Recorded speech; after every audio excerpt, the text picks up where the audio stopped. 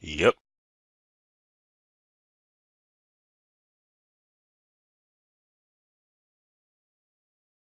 So, tell me a little about Immune Defense game. Alright, so this is a video game. It's basically a tower defense game that actually happens in real life in your real body. So in this case, the tower defense where your towers are actually white blood cells, and the enemies you need to get rid of are basically pathogens like E. coli, staph infections, and things like that. So the idea here is that you make white blood cells, you change their properties, you configure them, just like you might give soldiers different weapons. You take white blood cells and you give them different receptors, and you use them to find and destroy the infection before the inflammation gets too high. So that's the game mechanic essentially, is that you use white blood cells, and you also move proteins around to help them get to pathogens before inflammation is too high. So this first started off as like an NIH grant to help kids learn about biochemistry, and but it's the academic route. It was harder to get from the concept game and evaluation to the point where we got this that everyone playing around. So that's why we're on Kickstarter now, because we want to commercialize this and get this on tablets so that everyone can play this game, because it's fun. It's not just like a simple learning game. This is actual tower defense game with real game mechanic. So that's why we're here at MAGfest, because they like it, and they said and a lot of people seem to like it, and we're on Kickstarter right now.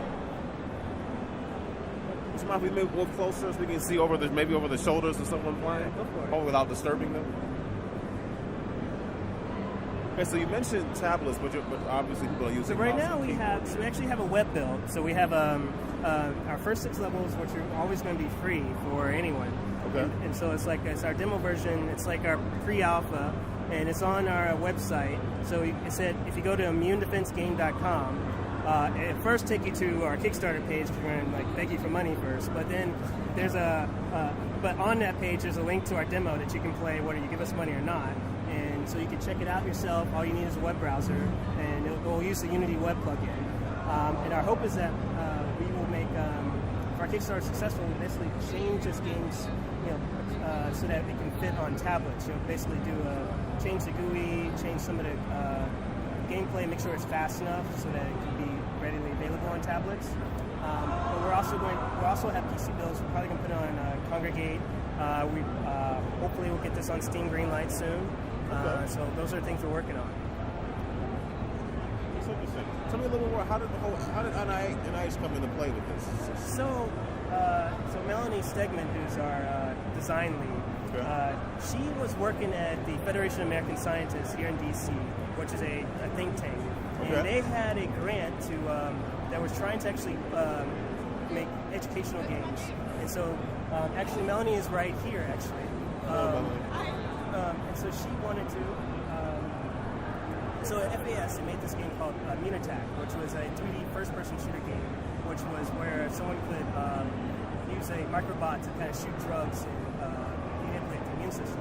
And that game turned out to be very well, and it worked out. People learned a lot. People had a lot of fun.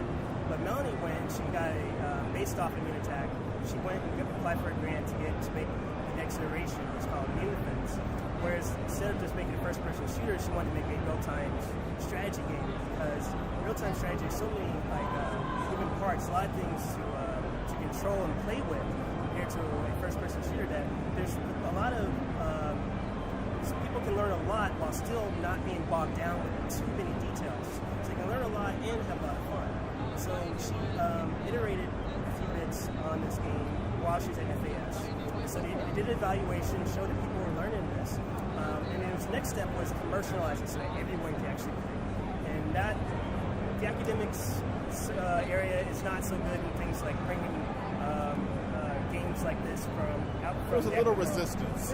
It's a little resistance. I can understand it's that. mainly because it's hard. Because it's like you have the money to do the evaluation, but it's hard to get the money to actually build the game. So Melanie she started her own startup called Molecular Jig Games, and she took this game and she's made a lot of polishes so that it's more accessible to everyone. And there's still some more polishing we have to do, but we're almost there, and people seem to like it, and we're just trying to get to the next step to where we can actually get it on on tablets. So that's our main goal. The first 6 levels will always be free, so that anyone can play with it, learn things. Hopefully, the idea that teachers who want to use this for classes it'll always be accessible to them. And then if they got interested in the game, it'll be like a $5 download on a tablet. That's our plan. I think going with something like tower defense or real-time strategy is a good decision because first-person shooters, there's a connotation there, and it's not as representative of what you're trying to show. Right. So that made a lot of sense. That was a good decision. Yeah, it's it's like the first-person shooter. It's kind of like most of the first-person shooter. You spend a lot of time with the kind of the mechanics of shooting right. Like that's more of the game. Whereas in real-time strategy, it's more thinking about managing your forces. And so that's where like a lot of people bring in a lot of concepts into a game like that compared to a first-person shooter model. And that's kind of why we went that way. That makes sense. It's like fun. Thank you. All right. Thank you.